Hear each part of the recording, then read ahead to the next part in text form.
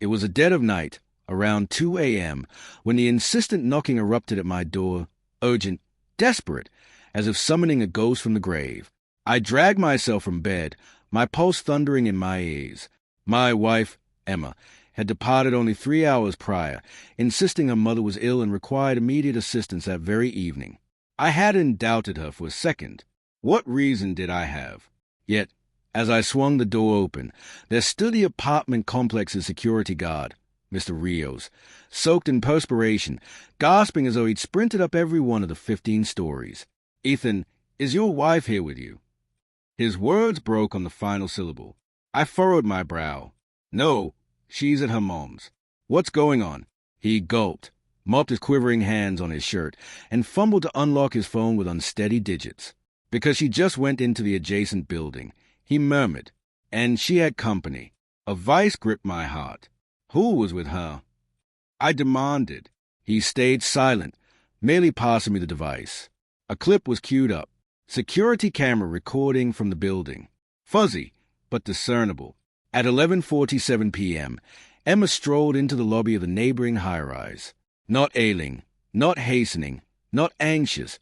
She was giggling, clasping a man's hand, a man I'd met mere days ago at a local cookout, where he gripped my palm and presented himself as merely a cordial resident nearby. My fingers turned icy. Mr. Rios breathed. "There's additional footage. The elevator part. You should watch it." But I hesitated to hit play, for in that static image, her grin, his limb encircling her midsection, a harsh epiphany struck me. This wasn't a one-off deception. She'd honed this faucet, and whatever lurked in the remaining video was poised to shatter all I believed about our union. My finger lingered above the display. The recording was brief, perhaps 40 seconds, but each instant seemed to drag a fragment of my existence that I hadn't known was already fading. At last, I tapped play. Emma entered the lift alongside him, their hands still intertwined. The panels hadn't fully sealed before she pressed against him. Intimate, at ease, routine. He caressed her face as if it were a ritual repeated countless times. A weight plummeted in my gut, dense and frigid. The doors glided closed. "Do you recognize him?" Mr. Rios inquired tentatively. I dipped my head gradually. "Yes," I replied. "He resides on the 17th level." But that was only partial honesty. He wasn't solely a neighbor. He was Trevor Miles, the fellow who'd loaned my power tool last month, who saluted me each dawn, who had once quipped that he was jealous of my fortune in having a spouse as attentive as Emma. A sour chuckle slipped from my lips. Attentive, indeed? I gazed at the halted shot of them in the elevator, her skull on his shoulder, his palm gliding along her side with an intimacy no acquaintance ought to possess. "Do you want me to alert authorities about this?" Mr. Rios questioned, his tone wavering. I wasn't certain if I ought to. "No," I responded swiftly. "Not immediately, for I required one crucial detail." How long had this persisted? I retreated into my flat, the quiet abruptly oppressive, and yanked open our sleeping chamber's wardrobe. Her duffel for overnight stays was absent, her preferred scent, as well, not items one snatches for an ailing parent. My grip clenched on the wardrobe frame as another revelation slammed into me like a blow. She hadn't departed hastily. She prepared for an evening away. As I lingered there, the device vibrating in my grasp, a fresh alert popped on the monitoring stream. 2:11 a.m. apartment 1703. Entrance access. Trevor's place.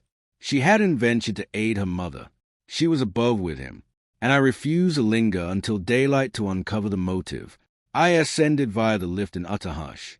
Not fury, not alarm, merely an eerie, numbing concentration. The sort you don't select. It selects you when an inner part fractures irreparably. The lift chimed gently upon reaching the 17th story. Trevor's corridor was serene, faintly illuminated, the type of tranquility that amplifies every noise beyond measure. I detected subdued chuckle from beyond his threshold. Her chuckles, a variant I hadn't encountered in ages, not weary, not tense, not feigned. My windpipe constricted.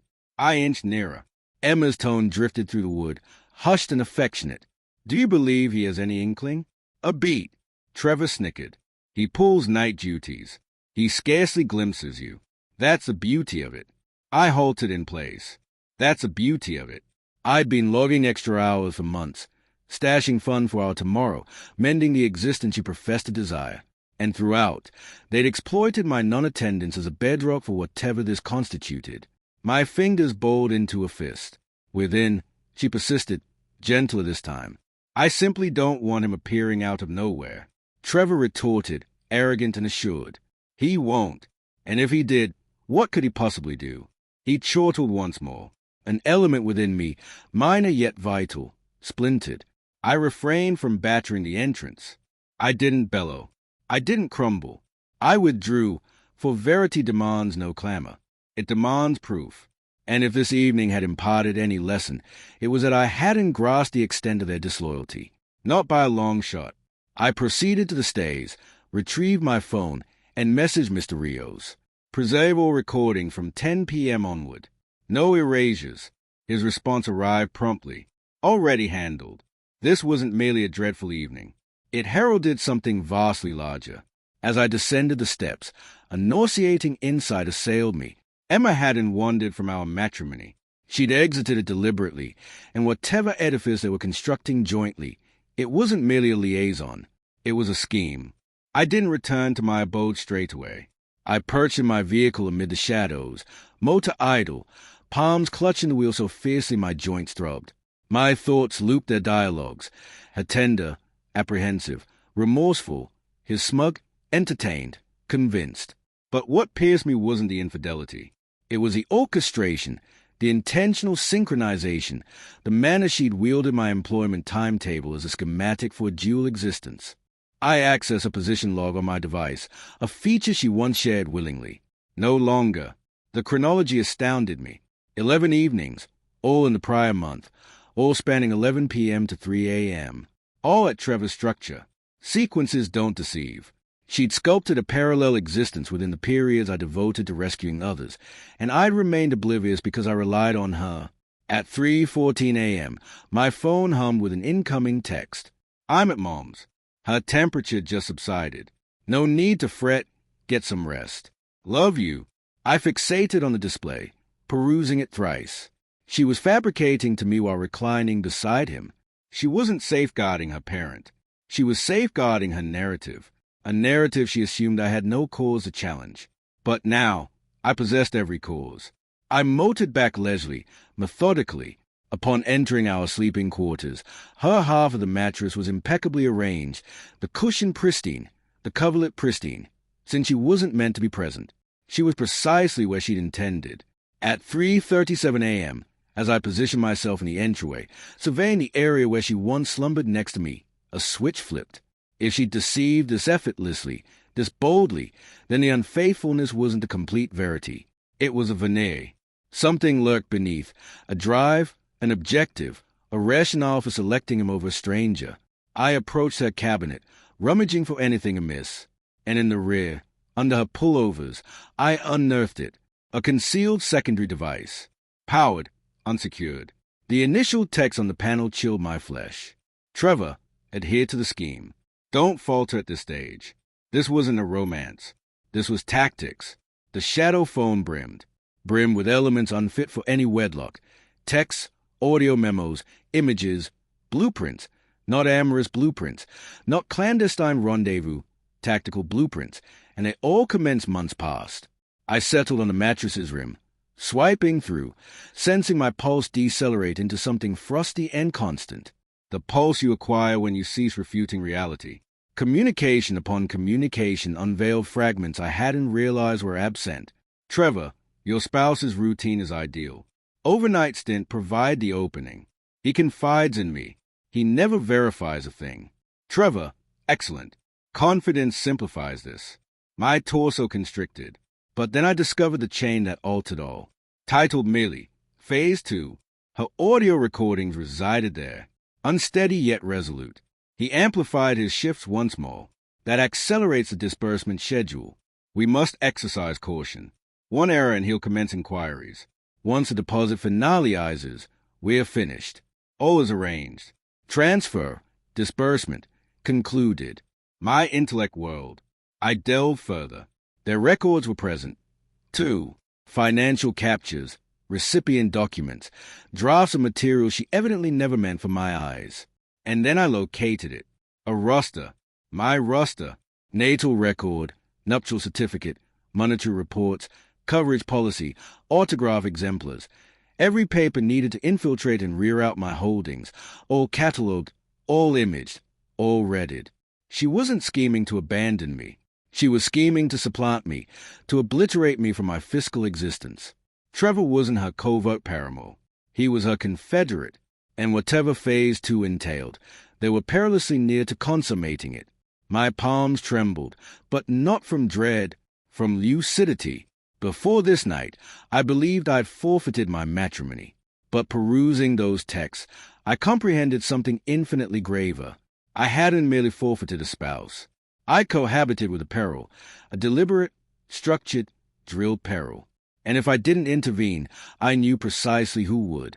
By daybreak, I'd scrutinized every communication, every dossier, every capture on that alternate phone. The tale transcended mere disloyalty. It concerned volition, and the substantiation depicted a scenario far more ominous than any I'd envisioned. Trevor and Emma weren't merely straying. They were assembling a progression, a chronology, an elimination tactic. At 6:12 a.m., I encountered the text that rendered my hands immobile. Trevor, Phase 2 commences next week. He endorses the forms. Then we accelerate. He won't detect. He never peruses the minutiae. What forms? What minutiae? I rifled our archive, sifting through papers she demanded to manage to alleviate my burden. Levi's sheets, banking permissions, coverage revisions, and then I spotted the binder, my endorsement, her script, a certified document shifting auxiliary oversight of my holdings to her, except I never endorsed it. Not authentically. She'd replicated my endorsement from an antiquated rental pact, almost flawless enough to withstand scrutiny, sufficient to devastate me. My heartbeat froze. I seized my phone and dialed the sole individual who'd furnished the facts, the financial overseer who'd acquainted my kin for decades. He picked up promptly. "Ethan, are you all right?" "It's Dawn." I ingested. I must ascertain if any petitions have been lodged on my holdings. A pause. Then his inflection shifted. Wary. Alarmed. "I was planning to contact you. Actually, your spouse tendered a relocation petition yesterday. Substantial sum, but the mechanism highlighted it. Something seemed awry. Did it proceed?" "No, but she'll likely attempt anew."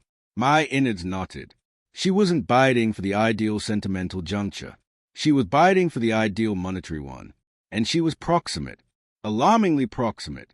I concluded the discussion and regarded the sleeping chamber portal, the portal she traversed innumerable times bearing affection, fabrications, or both. I retained one edge. She still presumed I was ignorant, and that afforded me time, albeit scant. This evening, they convene again. This evening, they conclude Phase 2. And this evening, I wouldn't remain mute in obscurity. I'd be the observer. I abstained from contacting her. I refrained from accosting her. I didn't even disturb the mattress she occupied. I devoted the whole day to readiness. Not with ire, with exactitude. I duplicated every text, every dossier, every paper to 3 secured storage units. I dispatched proof to a lawyer I confided in.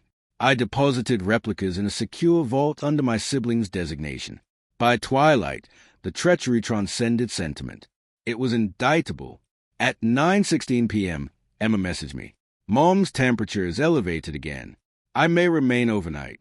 I contemplated the text, experiencing naught. Not anguish, not astonishment, merely validation. She wasn't even striving for ingenuity anymore. At 10:04 p.m., the concealed device she was unaware I'd uncovered illuminated. "Trevor, Phase 2 this evening. Don't withdraw. His foreseeable. I'm prepared. Entrance will be unlatched. Unlatched. My domicile, my existence, my wedlock, left ajar like a venue prime for an offense.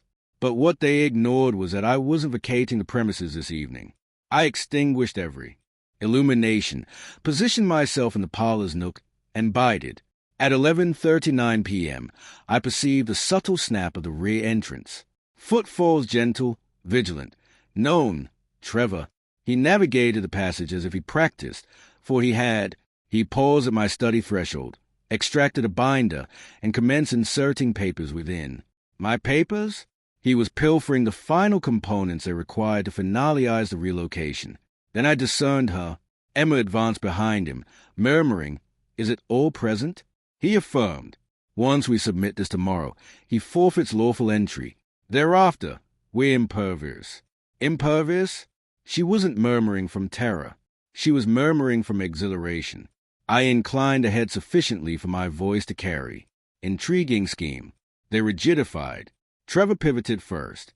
Emma rotated more sluggishly, as if a cognition needed moments to embrace the circumstance before her.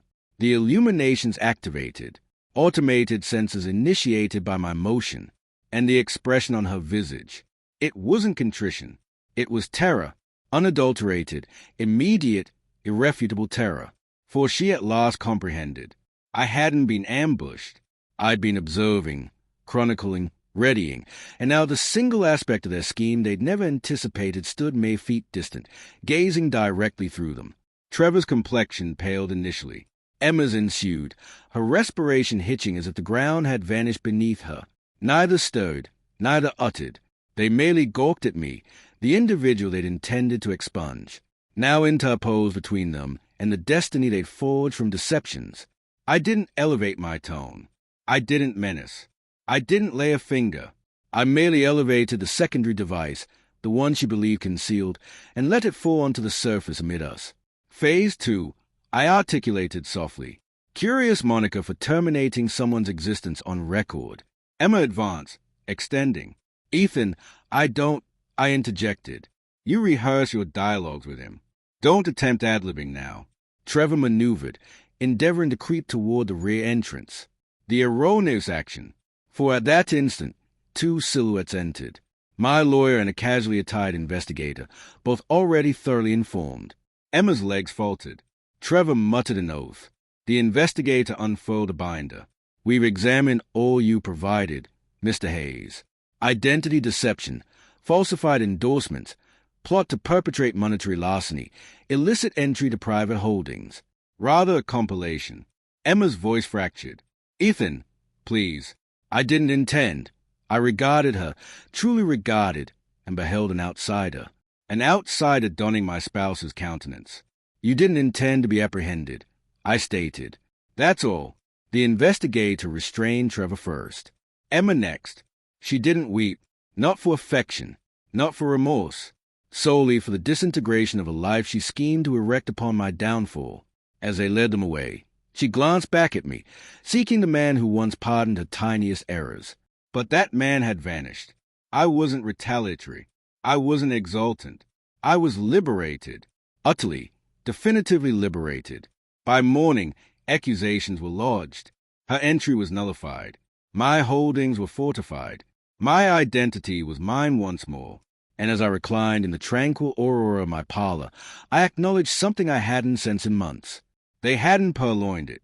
I had recaptured it.